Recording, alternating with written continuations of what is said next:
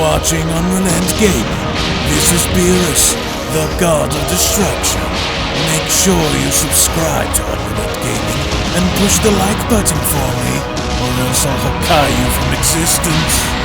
Oh, and to make sure to watch the entire video all the way through, and to follow UnrealEntGaming on both Instagram and Twitter. Whiz, enough. On to the video.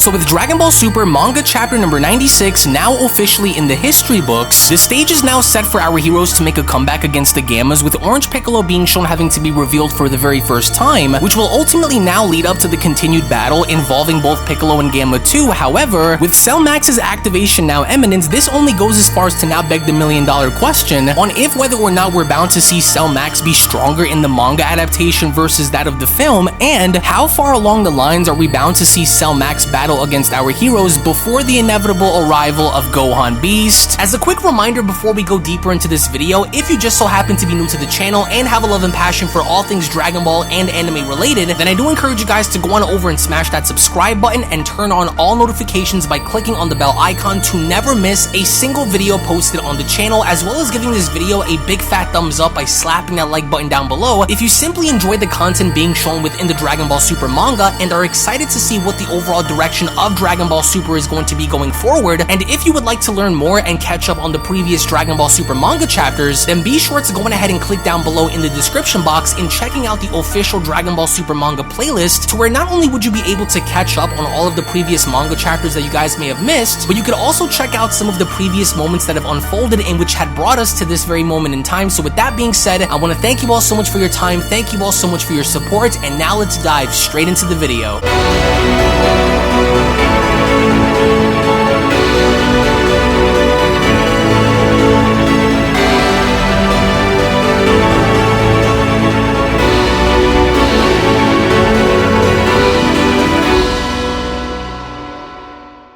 As we kick off Dragon Ball Super Manga chapter number 96, back at Capsule Corp with Trunks being shown having to speak with his mother Bulma, to which upon Trunks now having to look flabbergasted by what he was overhearing, it was only as Trunks was shown having this conversation where Trunks went on to then respond, "Androids? Did that Hedo guy make them?" with Bulma then asking, "Why do you even know about that?" with Trunks then responding, well, cause we've fought some of his androids before, so these must be different ones though. Anyways, Piccolo is in big trouble and he's alone. The ones that we ran into the other times were pretty strong, with Bulma then asking, "Why did you keep this a secret?" with Trunks responding, "Mom, you already forbid me from any more hero stuff, and so it's not like you'd even listen to anything that we have to say." "Oh, well then that one is on me," Bulma responds. "If I had only known that maybe we could have prevented all of this." To which moments later, the moment Trunks was able to now spot Goten in the sky was when Trunks then went on to shout, "Hey, Goten! Oh, how's it going, Trunks?" "Oh, hiya, ma'am. We're just gonna go do some homework together," with Bulma then shouting, "Oh, you two are no longer grounded. This situation is dire, so let's get on out there and help Piccolo, okay? So now go and show them what you're made of," Bulma shouts, with Trunks then responding, "Oh, heck yeah! Got it, Goten? Here's our chance to be the great Saiyaman again." "Oh, wait, why?" Goten went on to then ask. "Well, word is that Hedo got out of the slammer and teamed up with some Red Ribbon Army guys." "Whoa, no way," Goten responds. "Let's go! Time to get going," Bulma then went on to shout. "Give me Piccolo's location already." His location? Just Piccolo's key. That way, I think." "No," Goten went on to chime in. "It's this way." "Oh, well, maybe it could also be in that direction over there." "Wait, no, wait, that's Dende." "Oh, you two, I swear," Bulma went on to respond. "Really stepping it up when it counts, huh?" "Oh, forget it. Now I'll just call him and ask," Bulma then went on to respond. "Now let's see if he movie picks up. To which even then in the meantime, as we then make our way back on over in seeing the birth of Orange Piccolo for the very first time within the mainline series outside of the Dragon Ball Super superhero movie, Orange Piccolo's transformation was so impactful upon its debut that everyone who was there had stopped what they were doing only to simply gaze upon what they were now having to see, with Piccolo being shown having to step on down. The stage was now seemingly set for Orange Piccolo to be shown having to re-engage against Gamma 2, the same individual that was shown having to get the better of Piccolo, but this time around things were looking as though they were about to be very different, as we finally now meet Orange Piccolo and having to stand before Gamma 2 for the very first time after being shown having to ascend in shattering past all of his previous limitations. This was only now beginning to become a very big problem for the Gammas prior to having to engage. However, it was only then when having to make our way back on over to Bulma's was when Bulma was shown having to comment, "Nope, he's not picking up," with Trunks responding, "Actually, Kuririn might know where the secret base is since he was put on that case," with Bulma then responding, "Well, let's just have him join us then. And 18 would also be a good help to have on board too." But even then, Gamma 2 was not having it, because even despite with Piccolo being shown having to obtain a new godly transformation, what Gamma 2 ends up trying to do instead is still go after Orange Piccolo, even despite knowing the fact that Piccolo is much stronger than even how Gamma 2 is. But with his best efforts now being shown in vain, despite having to be shown punching Piccolo directly in the abdominal section, by no means was this any sort of effective move that had left Piccolo damaged whatsoever, because as Gamma 2 was looking up in absolute horror, with Piccolo being shown looking back down and not being shown having to be affected by Gamma 2's punch whatsoever, it was only prior to Gamma 2 being shown backing on up before attacking again, where none of Gamma 2's attacks were shown having to have any sort of effect on Piccolo whatsoever, even despite with Gamma 2 trying to do his best to do so. You can see when having to take a closer look at Gamma 2's face that Gamma 2 was really trying to damage Piccolo, only to from that point then be shown having to stand there and enduring and tanking each and every single one of Gamma 2's punches. That is, of course, before Orange Piccolo had now decided to retaliate by punching Gamma 2 in the face, to which as Piccolo was now shown having to do so, the sheer force behind Piccolo's punch alone was so effective enough in dropping Gamma 2 completely that it almost had now looked as though the fight between them had now quickly come to a close just before it even started to begin with, because with both Magenta and Carmine looking on in absolute disbelief as Gamma 2 was shown having to lay there, that was when Piccolo went on to then respond, "Well, Shenron wasn't kidding about that bit extra, huh?" "How?" Dr. Hedo went on to then quickly ask. "Oh, you moots just gonna stand around there?" Magenta shouts, "Fire! Fill him full of lead!" But of course, similar to that of the film, traditional bullets and guns weren't going to do anything to Piccolo to begin with, so with Piccolo being shown having to just stand there casually and taking all of the shots that were being fired upon him, that was when from within that very moment, Pan was now shown setting herself free and immediately going after the attack by attacking the soldiers below, in which, similar to that of the film with Pan being shown having to clear house before having to come face to face with Carmine, was when Carmine by no means was even going to go as far as to spare a child by being shown firing down upon her, until it was only with Gamma 2 being shown stepping in the way by firing off and having to shoot away Carmine's gun was when Gamma 2 then went on to respond, "Well, that settles it. I can tell which side fights for evil," to which upon Pan now being shown having to re-emerge, Pan from that point was not shown having to waste a single solitary second by from there being shown knocking Carmine out, which had only now subsided the battles that were now taking place as both parties had now come to a mutual understanding in realizing the situation at hand. It was just as Piccolo went on to address the overall situation where Piccolo then went on to respond, "Good enough, Gohan, you can quit fighting."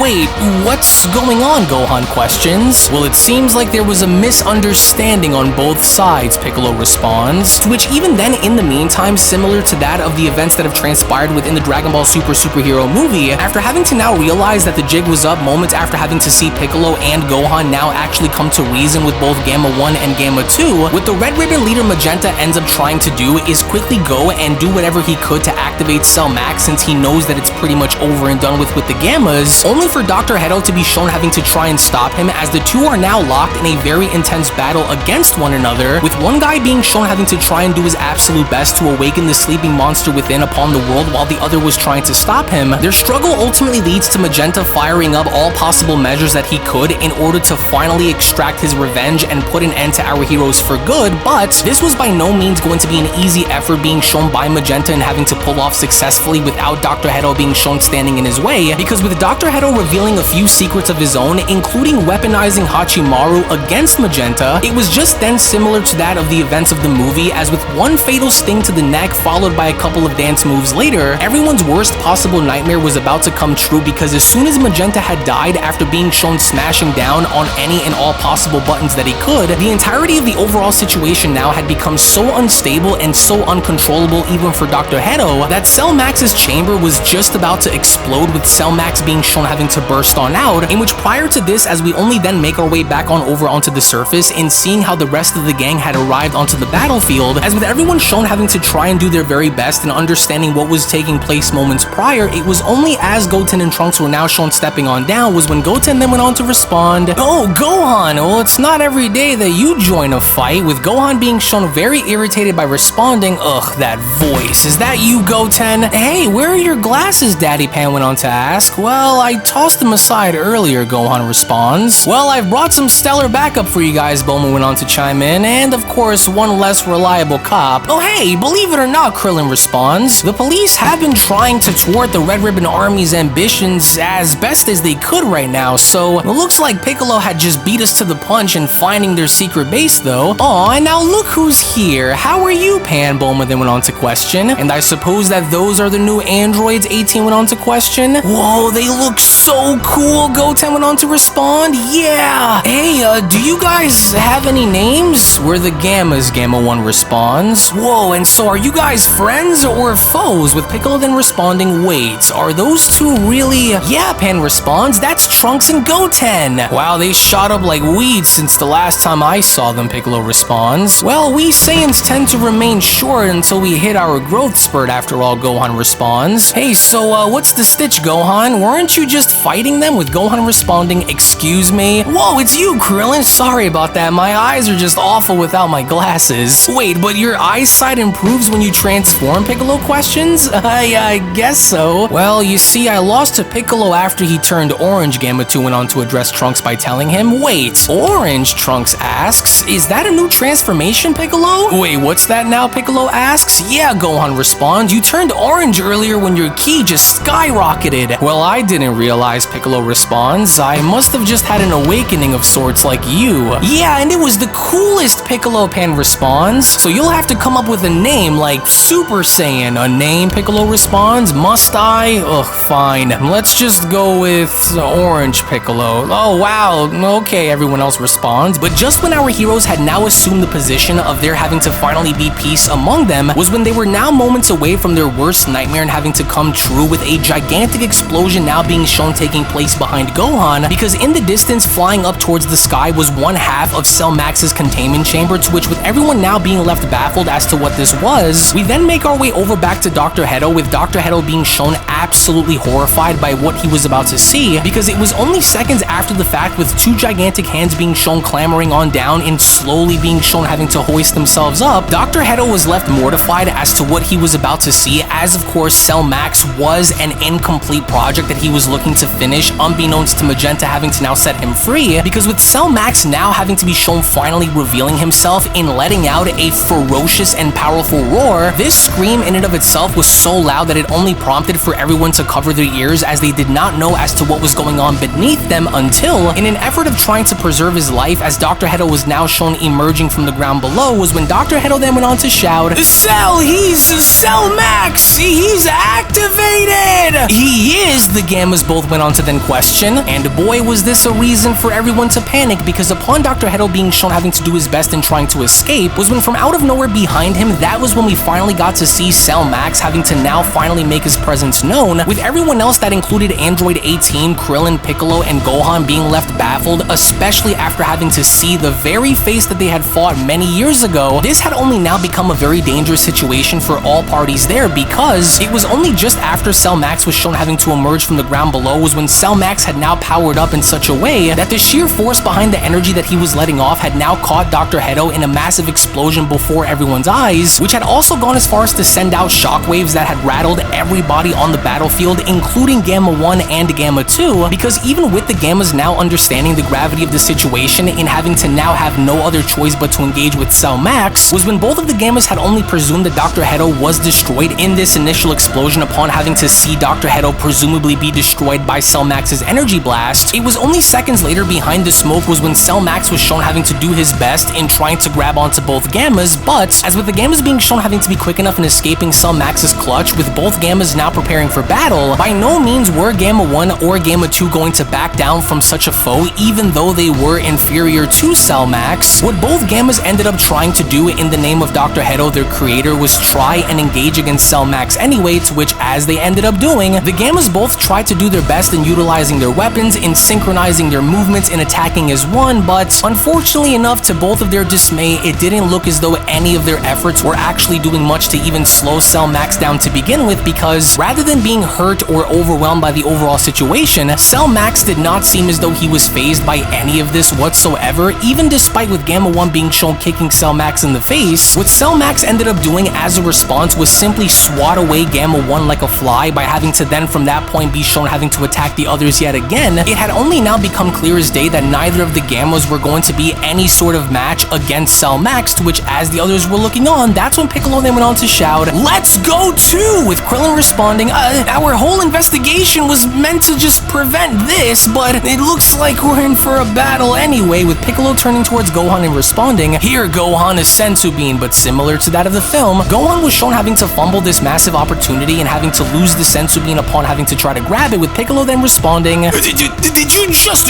drop it?" Sorry, I just no glasses, remember? Hey, you two were just fighting, right?" Goten and Trunks then went on to chime in. "Take a break, we can tackle this one. Ready, Goten?" "Oh yeah, it's been too long," Goten says. "Transform!" To which, unlike the film where we saw Goten and Trunks fuse, instead here we now have the re-emergence of both Saiyaman X1 and Saiyaman X2, as with both Goten and Trunks now ready to engage against Cell Max, was when the two went on to then respond, "Here to mop up evil and leaving the world cleaner than we found it. We are the cleanup heroes, Saiyaman X1 and Saiyaman X2 on the scene." And the only other person that wasn't cringing at this was, of course, none other than Pan, because with Pan being the only one to cheer them on, that was when Bulma went on to respond, "Oh, really now? Do they realize that this isn't playtime?" To which, as Goten and Trunks were now shown having to make their move, it was only right then and there where Dragon Ball Super Manga chapter number 96 then comes to a close. Now, this is it. You can make no mistake about the fact that with Cell Max now having to be activated and going up against the Gammas, this only now goes as far as to confirm that with Gohan Beast now looming over the horizon as our heroes get ready to battle against Cell Max, that it looks as though our heroes are going to leave nothing on the table by having to go up against Cell Max, given the fact of how strong he is, and it finally now looks as though we are going to be nearing the end of this entire arc as we move into something new relatively soon. So to that, I would like to go on ahead and get your thoughts about how you guys personally feel down in the comment section below when it pertains around 3 specific things, with that being question number 1. On a scale of 1 to 5, with 1 being absolute trash and with 5 being phenomenal, what would you guys rank Dragon Ball Super Manga chapter number 96 on a scale of 1 to 5? Question number 2 is, do you guys believe that Cell Max may in fact possibly get a buff in making him that much stronger in the manga by comparison to that of the film? And lastly, question number 3 is, do you believe that there is going to be somewhat of an extended fight involving Beast Gohan and Cell Max, or do you believe that Toyotaro is going to keep the events surrounding Cell Max and Beast Gohan identical to that of the film, and that's just simply have Beast Gohan one-shot Cell Max and destroy him by the very end? Because, not for nothing, the entire fandom seems to be fed up with this entire retelling, because for this to be retold in such a way, there have been so many fans that have been clamoring on to want to see something new instead of getting an entire retelling of the film. So to that, we can only expect for a brand new story arc to be confirmed sometime by the end of the year. So again, I cannot wait to see that go down, because a lot of us are hoping to see more of Black Frieza and perhaps even other events be told that's going to separate themselves from having to retell this entire film from start to finish. And so again, I do want to go on ahead and get your thoughts down below, as I do want to also thank you guys so much for watching, and thank you all so much for tuning in. To which, as always, if you also just so happen to be new to this channel and of course love Dragon Ball and anime, then I do encourage for you guys to head on over and smash that subscribe button and turn on all notifications by clicking on the bell icon, so that way you guys never miss a single video that is posted onto the channel. On top of making sure to give this video a big fat thumbs up by smashing that like button down below. Tune back in for more. Thank you all so much for being here, and with all that being said, I'm going to be seeing each and every single one of you down in the comment section below and in the next video. Take it easy, everybody, and have a great day.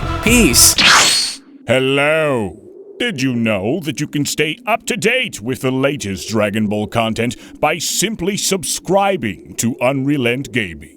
Also, don't forget to follow on these social media platforms, you sexy son of a bitch. Roshi. Silent Cell. Me and the fans are having a moment. That's right. I know what you want.